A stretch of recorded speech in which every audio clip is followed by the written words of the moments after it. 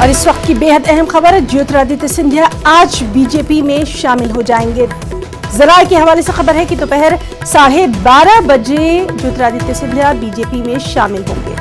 तो लगातार अहम खबर पर नजर बनी हुई है। आपको बता दें कि ज्योतिरादित्य सिंधिया आज बीजेपी में शामिल होंगे। जराये के हवाले से जो खबर आ रही है वो यही आ रही है कि आज 12:30 बजे करीब ज्योतिरादित्य सिंधिया बीजेपी में शामिल हो जाएंगे।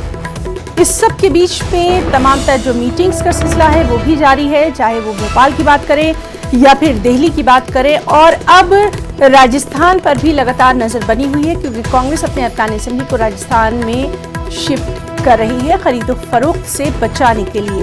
लेकिन सबसे अहम खबर, ज्योतिरादित्य सिंधिया आज बीजेपी में शामिल हो जाएंगे। 12:30 बजे के करीब जो हमारे सोर्सेज हैं, जराये हैं, उनके हवाले से ये खबर आ रही है कि वो शामिल होंगे बीजेपी।